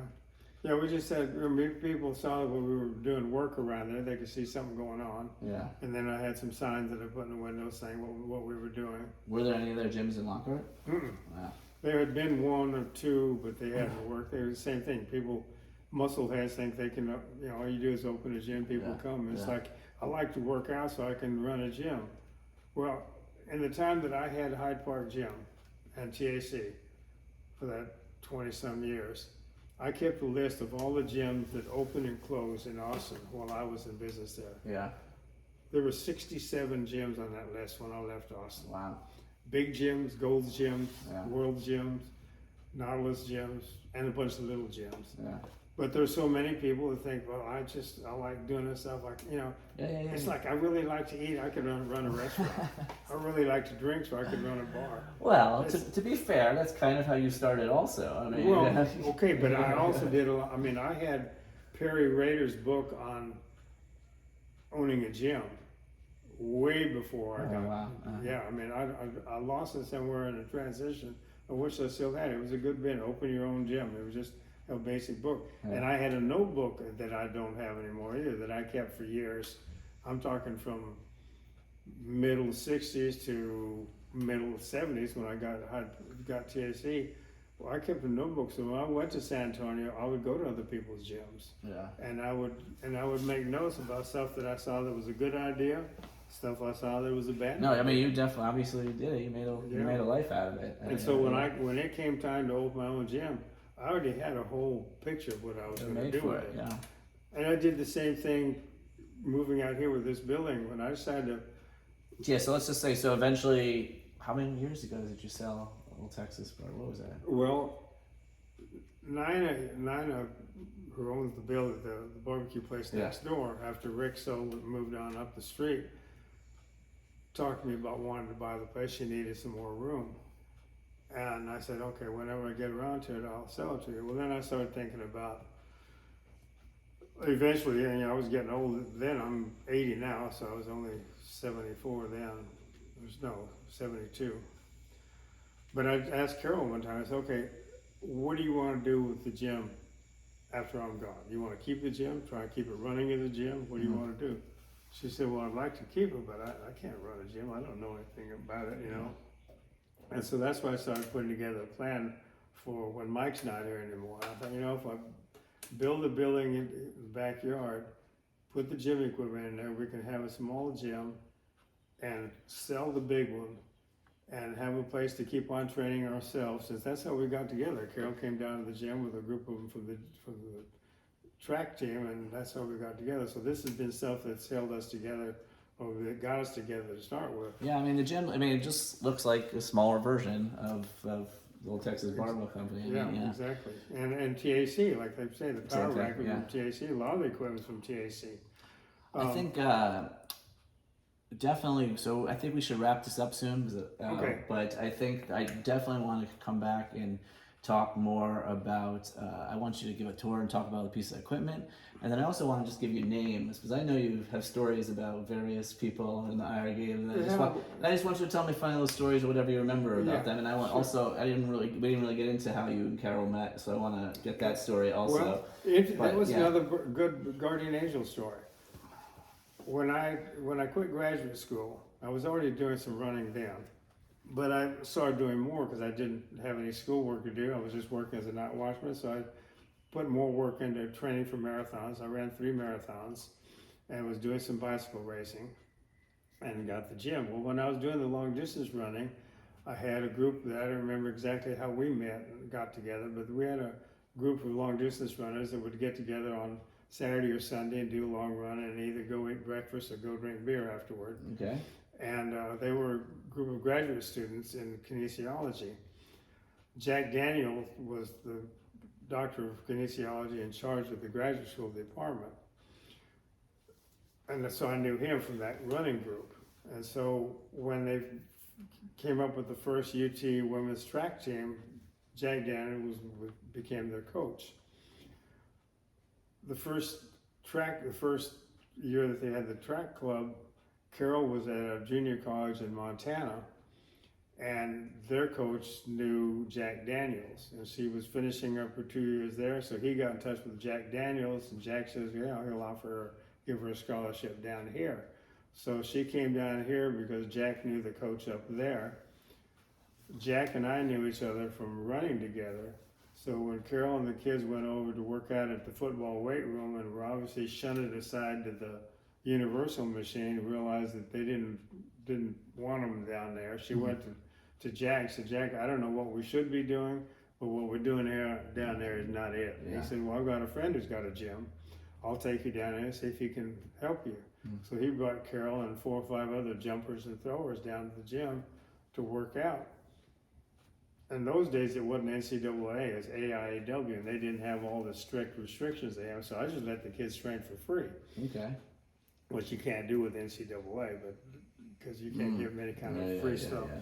So I did that, and then ran around with a whole group of them. And the first time Carol and I ever went out, we were still with a gym group, was on her 21st birthday in February after that fall that they came down there.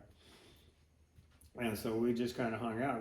We were together for 12 years before we got married. Okay. And there was never any discussion to get married. There wasn't any plan on it. We just kind of hung out. One summer, or that first summer, she said, wanted to know if she could spend the summer with me because she was on scholarship and they paid for her apartment and all that stuff. But she didn't want to go home. And I said, sure, you can stay here for the summer. So she stayed for the summer, and then when fall came and she was going to move in with all of her roommates, she just stayed. And they kept the apartment with a bedroom for her, but she never went to it. And we just went on from there. Next 50 all years. of it has just been connections, and it's been wonderful. That's great. Well, this was exactly what I wanted, Mike. Well, good. So bring more. No, I think we should do more, but I do actually have to go. Okay. I'm meeting my wife at 12:30. Well, that's what I mean. Yeah, throw names at me. And we'll do that. I'll do that next. And I also want, like you said, I want to kind of just walk around your gym and tell me what you think of the equipment and all that stuff. You got some fun stuff. Oh, yeah. So let's do that again sometime soon. Yeah, I used to have a picture of somewhere in here of Jan Todd in the power rack with I think 1,600 pounds on the bar doing a partial deadlift. Well, we will get the tour of this soon. All right, thank you, Mike. That was a lot of fun. Yeah, I do too. It's fun Yeah. thinking about old stuff these days. That's what we do. Yeah. Couple of months ago, going to bed at night, I was going back, old friends, back, all the way back. Yeah. And I realized when we moved to North Dakota, I was 3, getting ready to turn 4. The very first friend I ever had in my life was a kid that lived behind us across the fence, Roger Jutman. So I started thinking about it. So I went, Googled his name, went to Facebook, couldn't find him, but found some people who knew Roger Jutman. Well, she got in touch with Roger, and Roger got back in touch with me. So we communicated, bringing back old memories from That's nice. first friendships ever. Yeah. And then the woman that connected me with him, who's much younger, she just turned 50. She and I became good Facebook friends and thing. In fact, she and her husband were making a trip across Texas a couple of weeks ago and came through with the walk car. Yeah. We went to have breakfast together. That's great. So but it was really fun being able to go all the way back and reconnect with the very first friend in my whole life. That's amazing. Yeah. And it's funny. And you said you couldn't remember anything. The newest friend I've got and the oldest friend I got are from the same town in North Dakota. That's weird. Yeah. All connected. So all this old kind of stuff is fun. Yeah.